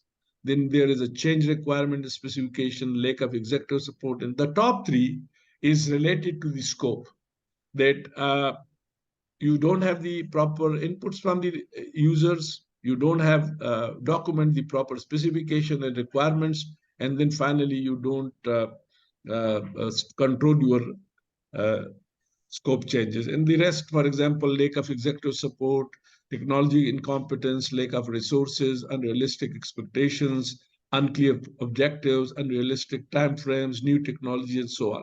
But the top three are related to the scope change management. And if you can't control the scope change, then certainly the project will become a problem. Now, how to improve the inputs from the end users? For example, you should have a very good selection process for the projects. You have users and their teams must be involved in the development of the project scope. Regular meetings are important with the internal, external stakeholders. Then develop something to user and sponsor on regular basis. Deliver that you have to deliver something to users so that they are able to see that if there is any change required, they would immediately tell you. Co-locate user with developer. This is very important. कि अगर ये IT की बात कर रहे हैं कि जो यूजर है और डेवलपर साथ बैठे, ये नहीं है कि वो एक इस्लामाबाद में बैठा हो, एक जो है दूसरा गिलगित में बैठा हो. One fine morning they bring an IT solution which is not even accepted by the people in the KIU, and they say it is not as per our expectations. So co-locate would mean that they should work together. Even virtually they can be co-located. It does not mean that they should sit physically together, but even virtual co-location is very important. They can have daily meetings, they can share their notes, and they can see that how can they improve the product attributes. There are some softwares which can be used in the scope management. For example, we use the word processing, RMS Office, and then we use some spreadsheets we use the Excel sheets to see that how can we control the various quantities. There are some communication software like email, web portal, and so on. You can communicate with your stakeholders. There are some project management software like MS Project, Primavera, BIM, building information modeling, Gantt charts, which can help you to develop the WBS. Then there are some specialized softwares which are like balance code card, management requirements. And inshallah, when you study this modern tools and project management, you will get a good detail about these tools which are used for these different kinds of activities in the projects. Finally, the controlling of scope, which is very important, that we plan the scope, we define the scope, we execute the scope, we develop the mechanism for verification, and finally, if there is any a change, how can we control it? So we do different kinds of analysis. For example, to reduce this activity, the documents which become the source of scope management should be signed. The scope statement must be clear. The approval must be properly planned. Change processes must be properly documented. Project managers' authority must be well defined. Other approvals must be done in time. Involve your team in the planning process. Take the responsibility for change. Monitor and control the activities, monitor against baseline, formal deliverable, and so on. So these are some of the guidelines that you need to control. As a general principle, is we all know that the scope change in the public projects can be change up to the extent of 15% of the cost. So that is a bottom line that it should, if there is more increase in the cost, then certainly you will come up with a new revised PC1, and this revised PC1 should justify the scope change. But normally, if the change is within 15%, then we allow it. But again, this change should be done with proper analysis that why For example, if you want to increase the size of a room in a building which has already been designed, then certainly you should come up with a justification that why this is important, maybe for a better operation, maybe for a better safety of the students or something like that. So whenever we make some change in the scope, please remember that we need to document these justification for that, because it's not just because vice chancellor came and he decided that this change must be done, or chief executive came and he said. I think as a basic principle, we need to make sure that this change is required, this change is guaranteed, this change is going to the value addition of the project, this will bring some more maybe image for the project and so on. But certainly there is always a limit on change. You cannot change the project scope indefinitely. एक बड़ा मशहूर quotation है कि project becomes a problem when the progress of the when the change in the scope is more than the progress of the project. Project becomes a problem when the change in the scope is more than the progress. आप रोजाना काम करते हैं, 2 changes उसमें करते हैं, अगले दिन फिर आपने थोड़ा काम किया, आते हुए उसने कहा जी ये तो इसको इस तरह करो, क्या होगा? प्रोजेक्ट कभी खत्म नहीं होगा. आपका project would become a big problem. So as a good project manager, we should always resist the project change till such time that that is inevitable and that is going to create a value for the organization or for the project. Otherwise, what would happen that people would come with a lot of when I was at your level and I was director of projects and planning at Allama Iqbal University, तो कई दफा लोग मुझसे गिला भी करते थे कि सर आप हमारी बात नहीं सुनते. तो मैं उनको कहता था कि देखिए मैं आपकी बात सुनता भी हूँ, बड़े गौर से सुनता हूँ, लेकिन ये आपकी फरमाइशें जो है ना, ये मैं नहीं सुनता. तो बात सुनना अलग है, फरमाइशें सुनना अलग है. कि आप आज कहते जी ये दरवाजे इधर से निकाल के उधर करे इसलिए कि वो जगह मुझे बड़ी अच्छी लगती है, फिर आप अगले दिन आते जी मेरे कमरे में ये फला ब्लाइंड्स लगा दे, इसका कलर मुझे पसंद है. तो this is not like we can not furnish your demands. आपकी जो मुतालिबात है ना वो हमें समझ नहीं आते. तो people maybe sometime calling me that you are a very arrogant kind of a person when you are a project manager. Even आप कई दफा VC की बात भी नहीं सुनते. तो मेरा उस पे यही था कि if I allow the people to make changes in my project for indefinite time and indefinite number, then I will never be able to complete my project. So please, all your requirements should be given in the first instance. And if you need some change, okay, give me justification for that. I must discuss it with my vice chancellor. I wish I should tell him that how this change would bring new cost and new time, and why the project can become a problem then for us. So a lot of non-technical people would come in the projects and they would say that okay जी आप इस सड़क की चौड़ाई को जो है 4 foot बढ़ा दे, आप जो सेंट्रल मीडिया है उसको 2 फुट कम कर दे, आप यहाँ पे 4 पोल और लगा दे. But this would, I think, create a lot of issues for the projects when you do it, because normally it would never finish.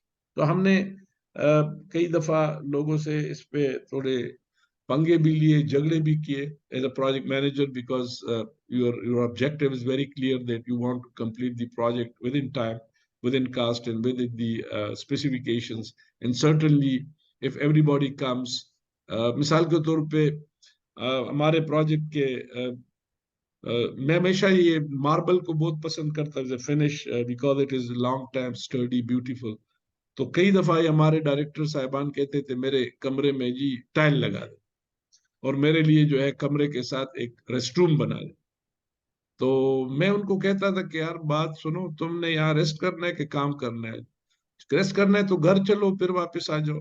ये क्या है कि तुम्हारे लिए गुसल खाना इधर बनाओ, वो इधर बनाओ, एक रेस्ट रूम होगा, एक गेस्ट रूम होगा, एक तुम्हारा कमरा होगा. तो दिस इज नॉट, क्योंकि लोग जो है ना वो काफी उनकी ख्वाहिश होती है कि मैं सरकार के दफ्तर में बादशाहों की तरह रहूं.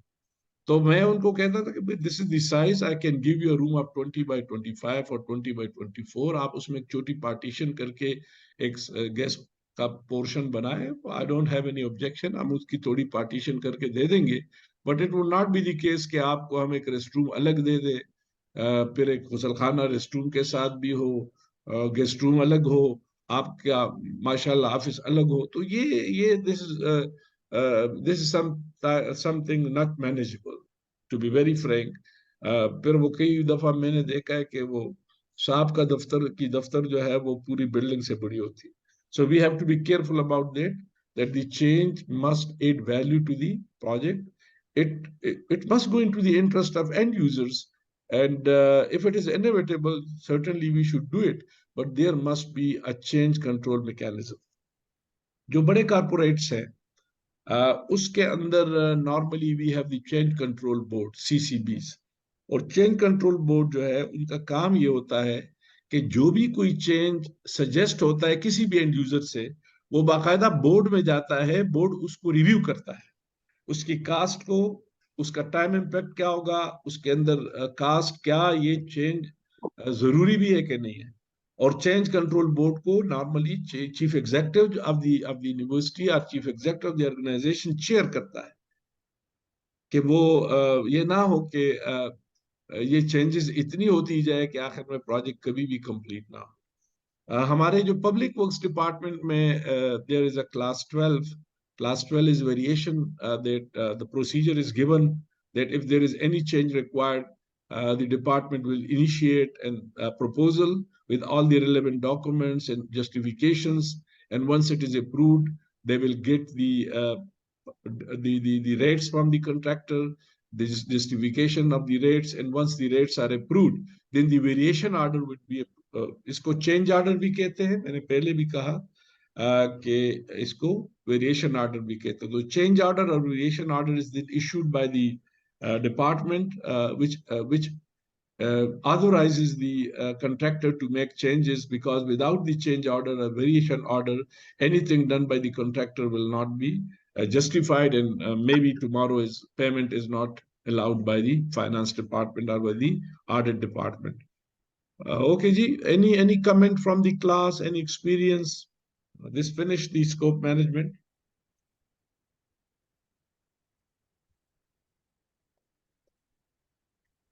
जी, कोई कह रहा था जी हम तो सो रहे थे। हम क्लास 10 की बात कर रहे थे, PWD जी, क्लास 10, क्लास 12। हाँ, क्लास 12 हमारा क्लास 12, जिसको एक बड़ा पाकिस्तान में जो है वो एक बड़ा जिसको आप कहते हैं ना PWD में काफी बदनाम पैरा है, वो क्लास है। और फेडेक में क्लास 52 है गालबन। हमने क्लास 10 के बारे में सुना था। I don't recall what was that, but class 12, class 12 1 2, तो ये बड़ा गैर मारूफ क्लास है। और नॉर्मली एलिगेशंस ये होती है कि कंट्रैक्टर और क्लाइंट मिल के अपनी मर्जी से तब्दीलियां करते हैं, अर्थ वर्क को बढ़ाते हैं, मेटल वर्क को अपनी मर्जी से बढ़ाते हैं, जो असल पैसे कमाई वाला काम है वो कंट्रैक्टर की मर्जी से बढ़ाते जाते हैं। और so this is an allegation, मैं भी चूंकि पब्लिक वर्क्स में रहा हूं, तो I also held myself responsible that this class 12 is very misused or abused by the engineers sometime. फेडिक में क्लास 52 है गालबन। अगली दफा कोई आपको दिखा दूंगा कि उसमें पूरे प्रोसीजर दिया गया है कि किस तरह अगर कोई वेरिएशन है या कोई चेंज है तो उसको हम किस तरह करेंगे। So we will discuss this next time. There is a complete chapter of variation in फेडिक। स्लाइटली आपको दे देंगे क्योंकि फेडिक तो पूरा एक एरिया है, और वो कॉन्ट्रैक्ट मैनेजमेंट में इंशाल्लाह आपको पढ़ाएंगे अगर जिंदगी हुई, प्रोक्योरमेंट एंड कॉन्ट्रैक्ट में। तो फेडिक जो है उसके अंदर जो रेड बुक फेडिक का 1987 जिसको हम यूज कर रहे हैं अभी तक, खैर उसका 2017 वर्जन भी आ गया है, लेकिन जो पाकिस्तान में यूज हो रहा है पीसी बिल्डिंग डॉक्यूमेंट में, दैट इज 1987 रिवाइज्ड इन 1999। उसके अंदर बाकायदा there is a provision that how the change would be done by the in the project by the project team in consultation with the contractor। आप कोई ऐसी change भी नहीं कर सकते जो कंट्रैक्टर की इस्तेताद से ज्यादा हो, या उसके लिए वो महंगा पड़ता हो, या उसके लिए वो पॉसिबल ना हो। अगर ऐसी कोई चीज है then you will pay for the additional cost and additional efforts. ठीक है जी. ये नहीं है कि आपने कहा कि जी अब हम जो है फर्नीचर हमने ये दिया था, आप मार्केट में एक अच्छा फर्नीचर आ गया तो हम अच्छा फर्नीचर खरीदना चाहते हैं, तो आप ये नहीं कर सकते कि उसी वर्क ऑर्डर में उसी स्पेसिफिकेशन के साथ एक अच्छी चीज उससे ले लें. तो अगर कोई वेरिएशन है तो उसकी कास्ट उसको आप एज ए सब्सटीट्यूट आइटम पे करेंगे. यानी अगर आपने एक चेयर की 10 चेयर लेनी थी, आपने एक वर्क ऑर्डर दे दिया था, उसमें 10 चेयर्स है, एग्जेक्टिव चेयर्स है, से वो 50,000 की एक चेयर आपने वर्क ऑर्डर दी है. अब आपको पता चला कि एक अच्छी क्वालिटी का चेयर जो इससे है वो 60,000 पे 70,000 पे है, तो फिर आप क्या करेंगे, आप सब्सटीट्यूट करेंगे इस आइटम को और आप उसको जो एडिशनल कास्ट है वो देंगे. Otherwise contractor would flatly refuse and he would say that I don't have this specification in my. And that's why we say that it should not be done. It should be avoided to the greater extent. ठीक है, एक chair आपको चाहिए कोई chief executive के लिए, वहां तक तो ये बात ठीक है, you will manage this cost. लेकिन अगर आप 10 के 10 चेयर्स को चेंज करेंगे just because you all the 10 chairs must be good quality and executive quality, then it would bring a lot of changes and a lot of challenges. So that's why a good engineer, a good project manager will strictly follow the scope which is approved with a very little or no change, because you cannot say no change. There might be change, but this change must be uh, not very much more in terms of money and time, because ultimately the project will become sick and you will not be able to complete the project in time. So thank you very much. I think it was enough.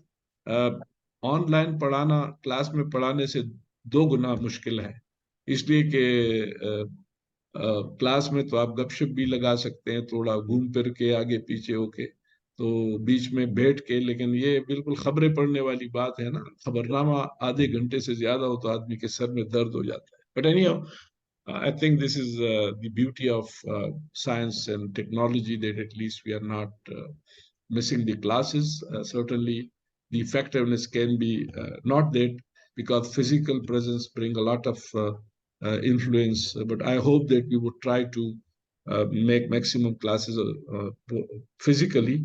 But certainly, sometime if I'm not available, I would try to be online. Thank you very much. A happy Eid to all of you, because we have the next weekend is then Eid holidays, and you must be ready for exam anywhere next time. So next time you come up, आज तक जो पढ़ाया है इसी पे freeze करेंगे exam को, because it is more than the first OHT. तो OHT 1 से हमने ज्यादा पढ़ा लिया, तो अगर स्कोप उसमें नहीं भी डालते ठीक है, स्कोप न डाले. इंटीग्रेशन जो पिछले लेक्चर तक 4 या 5 लेक्चर्स हुए हैं वही लाएंगे. Scope will not be part of the OHT. OHT हमारा डिले हो गया unfortunately, it should have been done today, लेकिन चूंकि मैं सोच रहा था कि ईद के बाद जब आप आएंगे तो थोड़ी तैयारी वगैरह भी कर लेंगे. So we fixed that after Eid we will have OHT 1, which will cover the initial 4 or 5 classes, not the scope management. The scope management would be part of the next OHT. ठीक है जी, CR साहब. Thank you sir. ठीक है sir. ठीक है, तो बाकी ये चीजें मैं आपसे शेयर कर लूंगा. कुछ चीजें जो इसमें मैंने नहीं डाली है, share with you, and also the 2 papers which we discussed this day. Thank you very much. Have a nice time, and Eid Mubarak to all of you. Happy Eid in advance.